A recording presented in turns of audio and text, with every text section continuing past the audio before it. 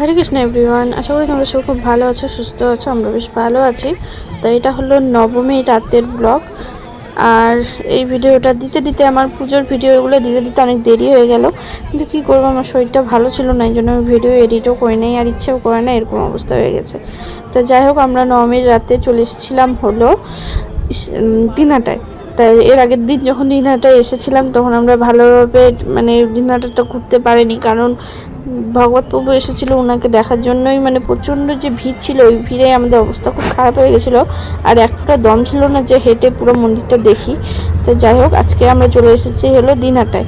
তা দিনহাটায় এসে প্রথমে আমরা ঢুকে গেলাম প্রেম মন্দিরে। আর আমরা এসেছি হলো গোসানি হয়ে, আর বেরিয়েছি প্রায় বাড়ির থেকে 8টার সময়।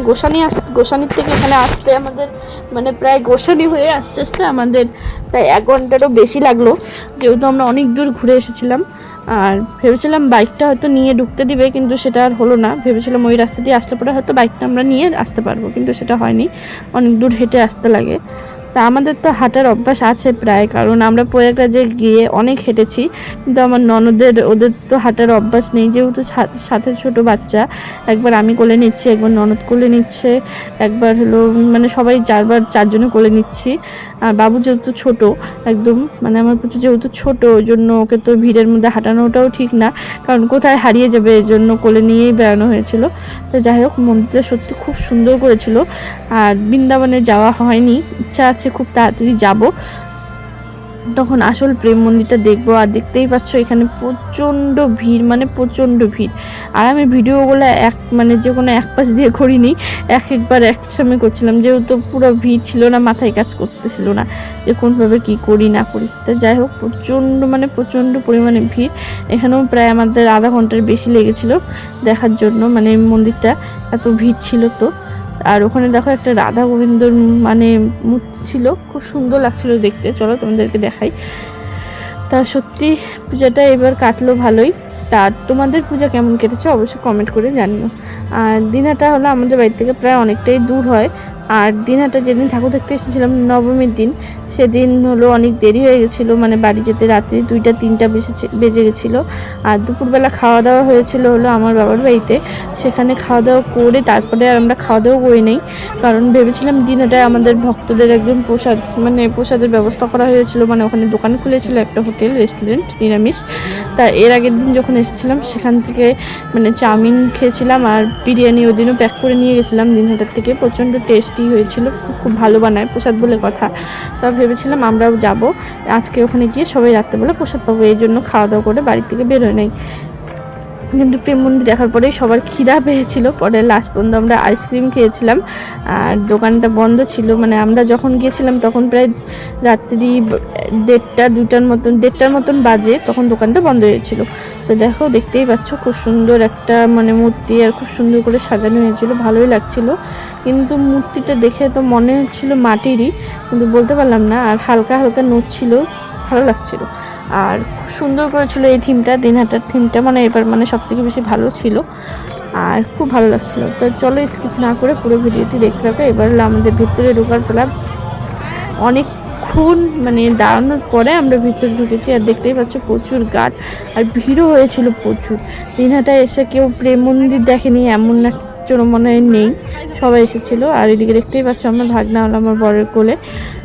তা যেহেতু প্রচণ্ড ভিড়, আর ওকে নিচে নামানোও যাবে না, কারণ বাচ্চা অনেকেও ভিড় চলে দেখবেও না বাচ্চা আছে কোলে আছে না কি আছে, অনেকেও ধাক্কা টাক্কা দিয়ে চলে যায়, কেউ দেখেও না ভালো করে যে কোলে বাচ্চা আছে না কি আছে। তা যাই হোক, ও কোলে নিয়েছিল, আর আমরা এদিকে আমি ভিডিও করছিলাম, আমার ননদ সবাই মিলে ভিডিও করছিল। আর প্রচণ্ড ভিড় ছিল, ভিতরটা সত্যি খুব সুন্দর করেছিল। আর একটা ভালো কথা, এখানে আমাদের বউরা ছিল অনেকেও, কিন্তু ওই দিন দেখা হয়নি, প্রতিদিনই প্রায় ওরা ছিল এখানে। সন্ধ্যা আরতি হয়েছিল, আমরা একদিনও যোগদান দিতে পারিনি, আমাদের কপাল খারাপ। যাই হোক, আমরা এদিন এসেছিলাম অনেক দেরিতে, ওই জন্য আমরা দেখতে পাইনি। দেখো ভিতরটা কিন্তু একদমই যে জায়গাটা মধ্যখানে ওই জায়গাটা ফাঁকা, আর রাত্রেবেলা সিস্টেম করেছিল সবাই লাইন দিয়ে দেখবে। তাই এরকমই ভালো করে একটু কয়টা ছবিও তুলতে পারিনি, কোনো রকম খালি দাঁড়িয়ে যে কয়টা সেলফি হয় ওই কয়টাই, আর ভগবানের কিছু ছবি তুলেছিলাম। এখানে একটা রাধাকৃষ্ণ গোবিন্দর মূর্তিও ছিল, আর ওখানে দুর্গা ঠাকুরটা সত্যি খুব সুন্দর করেছিল। আর উপরে দেখো কারুকার্যটা সত্যি খুব ভালো লেগেছিল। তো ইচ্ছা আছে খুব তাড়াতাড়ি বৃন্দাবন যাওয়ার। ভগবান কৃপা করলে, ভগবান ডাকলে পরে অবশ্যই যাব বৃন্দাবনে, গিয়ে সেখান থেকে আসল প্রেম মন্দির ঘুরে আসবো। তো যাই হোক, চলো স্কিপ না করে পুরো ভিডিওটি দেখতে থাকো, অবশ্যই ভালো লাগবে।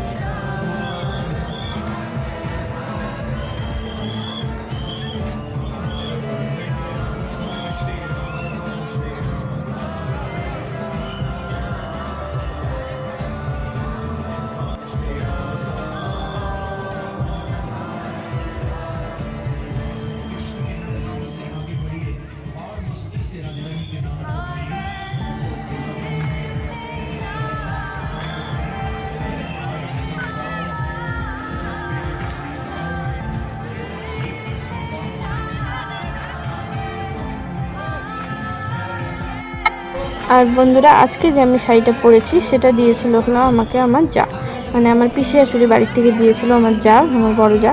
তা শাড়িটা সত্যি খুব সুন্দর ছিল আর খুব ভালো লাগছিল আর খুব নরম। কালকে যে আমি শাড়িটা পরেছিলাম ওইটার থেকেও বেশি নরম ছিল, শাড়িটা পরে মজা ছিল প্রচণ্ড।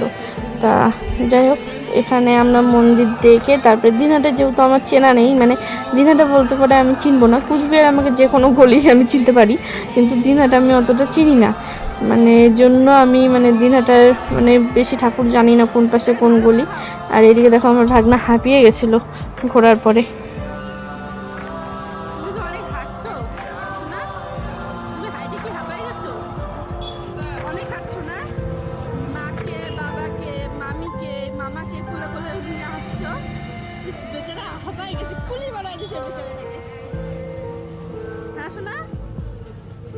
কিছু বলবা?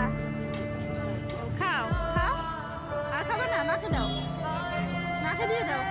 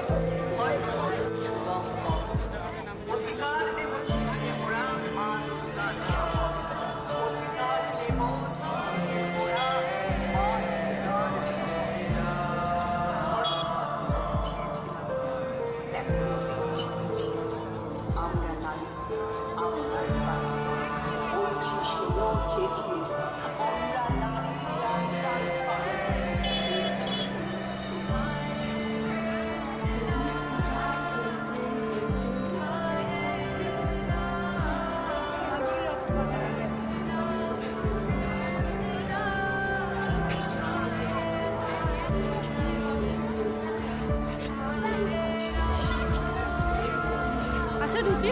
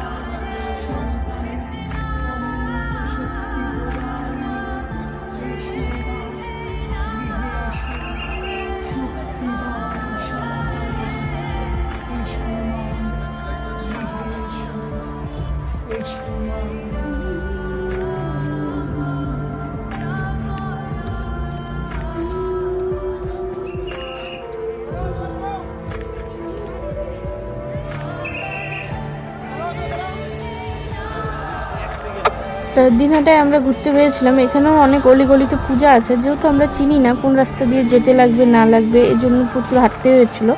আর আমাদের কুচবিহারে কি বলতো, কুচবিহারে না নো এন্ট্রি হলেও সেখানে বাইক নিয়ে যাওয়া যাচ্ছিলো, অনেক জায়গায় মানে বাইক নিয়ে যাওয়া গেছে, কিন্তু দিনহাটাতে বাইকও বন্ধ।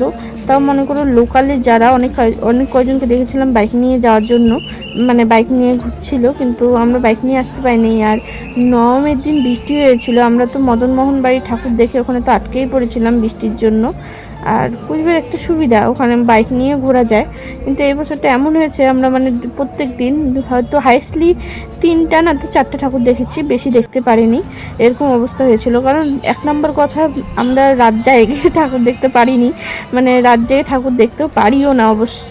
সারাদিন পরিশ্রম করার পরে মনে করেন প্রতিদিন মানে নিমন্ত্রণ, পুজোর সময় প্রত্যেকের বাড়িতেই প্রায় নিমন্ত্রণ থাকে আত্মীয়দের। তারপর মনে করো রান্না বান্না, খাওয়া দাওয়া, এগুলো ঝামেলার পর সারাদিনে তো মনে করো একটু রেস্ট থাকে না। তারপরে মনে করো এই রেডি হয়ে বারোতে 8টা 8:30 বেজে যায়।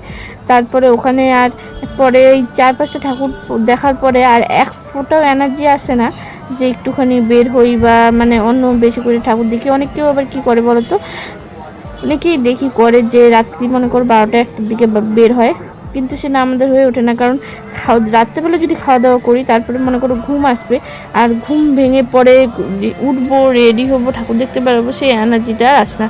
যেহেতু আমাদের বাড়ি গ্রামে আর ভিতরে মনে করো, এই জন্য আর ইচ্ছে করে না। আর বৃষ্টির দিন হলো না, আমাদের ওই রাস্তাটা তো দেখতেই পারো তোমরা, প্রচণ্ড কাদা হয়। এই কাদা পেরিয়ে বেড়াবো ঠাকুর দেখার জন্য, সেজন্য তার থেকে ঘরে শুয়ে মোবাইলে ঠাকুর দেখবো এটাই মনে হয়। তো যাই হোক, এখানে 2টা ঠাকুর দেখার পরে আমার ননদ আর ননদের বর ওরা আর যায়নি, কারণ আমার ভাগনাকে নিয়ে আর হাঁটা যাচ্ছিল না, সবাই হাঁপিয়ে গেছিলো। তো ওরা আটকে পড়েছিল। ওরা মানে আদর্শ ক্লাব না তো, কি শহীদ কন্যার একটা ক্লাব ছিল, ওখানে গিয়ে ওরা ওখানে ঠাকুর দেখছিল। আর আমরা চলে গেছিলাম হলো থানাপাড়ার ঠাকুর দেখতে। আর হলো থানাপাড়ার ঠাকুর দেখে তারপরে মদনমোহন বাড়ির থিমটা দেখে আমরা গেছিলাম হলো প্রসাদ পাওয়ার জন্য। সেখানে গিয়ে দেখি দোকান বন্ধ। তারপরে ওখানে আর কিছুই পাওয়া হলো না। পরে আমরা বাড়ি চলে এসেছি। বাড়িতে এসে যেহেতু প্রচণ্ড খিদা পেয়েছিল, রাত্রি আমরা এই 2টো 2:30টার দিকে একটুখানি খাওয়া দাওয়া করেছিলাম, একটু সিদ্ধ ভাত খেয়েছিলাম, রান্না করাই ছিল। তা যাই হোক, এখানে ঠাকুরটাও সত্যি খুব ভালোই করেছিল। জায়গাটার নাম বলতে পারলাম না, ক্লাবটার লেখাই আছে হয়তো। তো চলো স্কিপ না করে দেখতে থাকো।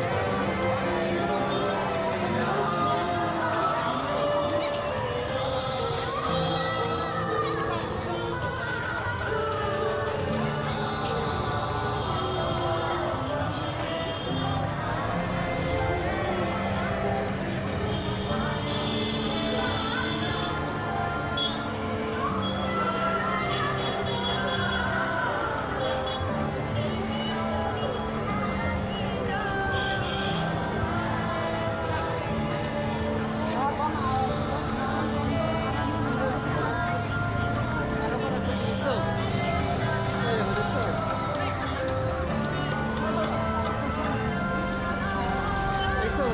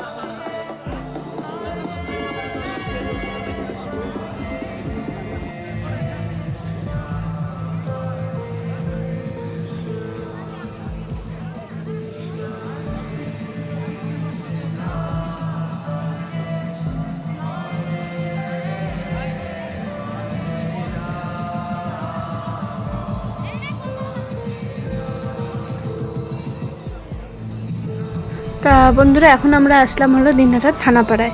আমার ননদরা আসলো না, কারণ ওরা আর হাঁটতেই পারছে না, আর পুচুকে ঘাড়ে পিঠে নিয়ে সবারই ঘাড় ব্যথা হয়ে গেছে। তা ওরা বললো ওরা মানে ওখানকার শহীদ কর্নার নাকি ওই ঠাকুরটা দেখবে। তা আমরা এদিকে চলে আসলাম থানাপাড়ায়। এখানে একটা করেছে, এটাও ভালো হয়েছে। তারপরে এখান থেকে যাব হলো মদনমোহন বাড়ি। দেখো এই প্যান্ডেলটাও খুব সুন্দর হয়েছে।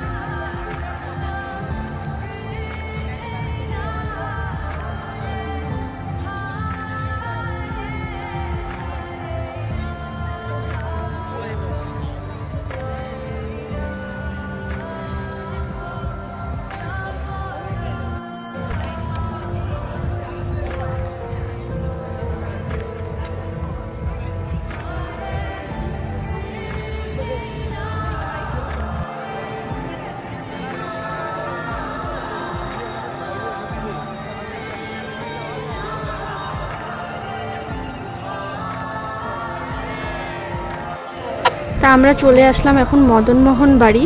তা এখানেও থিমটা খুব সুন্দর, এখানে ভক্তিমূলক মানে থিম করেছে। আর এখানে গঙ্গা আরতিও হচ্ছিল, এরকম মানে থিম একটা করেছে, খুব সুন্দর করেছিল এই প্যান্ডেলটা। তা এটাই হলো আমাদের দিনহাটার পূজার লাস্ট প্যান্ডেল ছিল। এটার পরে আমরা চলে গেছিলাম প্রসাদ পাওয়ার জন্য, কিন্তু আর পরে দেখি প্রসাদ পাওয়া বন্ধ, মানে দোকানটাই বন্ধ হয়ে গেছিলো। তা যাই হোক, ভিডিওটি কেমন লাগলো অবশ্যই সবাই কমেন্ট করে জানিও, ভালো লাগলে লাইক কমেন্ট শেয়ার করে দিয়ে পাশে থেকো। তো সবাই ভালো থাকো, সুস্থ থাকো, সাবধানে থাকো। হরে কৃষ্ণা।